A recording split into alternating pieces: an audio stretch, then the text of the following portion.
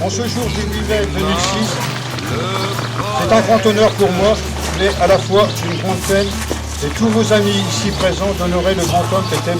Jean Grosjean. Poète, écrivain, mais aussi paysan. La nature était sa passion. Votre présence nous manque aujourd'hui. Vous êtes partis pour un lointain des pays. Il y a là où il n'y a ni commencement, ni fin. Où les fleurs ne fanent pas. Les hirondelles ne risquent pas la grippe aviaire, où les jalousies et mesquineries terrestres sont abolies.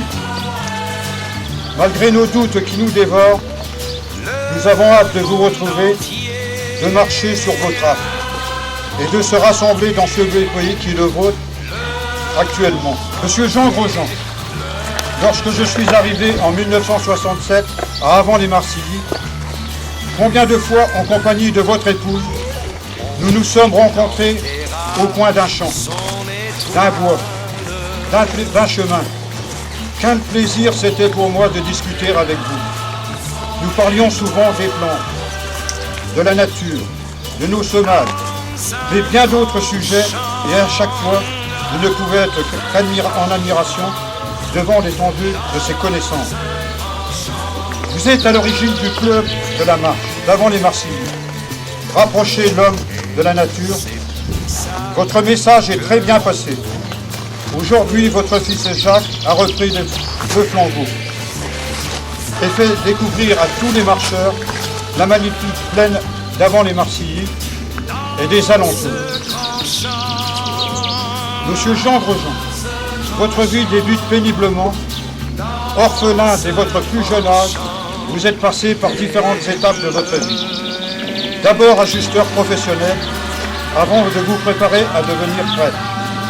Son service militaire effectué au Liban et plusieurs séjours au Moyen-Orient via la Syrie, la Palestine, l'Égypte et l'Irak.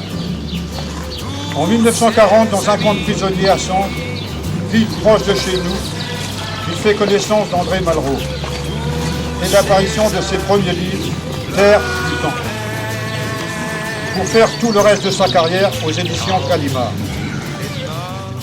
Le poète, quand il est mort, le poète. Les Marcilly pour vous, monsieur Jean Grosjean, l'aspirateur de ses nombreux écrits, pays qu'il aime et où il a voulu être enterré. À son épouse, à ses deux fils, au nom des avants, je salue l'artiste, avec l'espoir de nous retrouver, tous dans le pays qui est le sien, pour une marche vers la vie. On enterra son étoile. On enterra son étoile dans un grand champ. C'est maintenant un extrait des Chants de Balkis. Le soleil luit sur les feuilles, les oiseaux jouent dans les branches. On entend chanter les anges cachés dans l'ombre des feuilles. L'ortie rêve sur mon seuil, la fourmi court sur ma manche. J'entends s'éloigner les anges et venir à moi les deuils. Faut-il que mon âme accueille le Dieu qui succède aux anges et qui vient sans qu'on le veuille? Tu te tais comme un dimanche, comme une âme qui se penche, comme un Dieu parmi les deuils.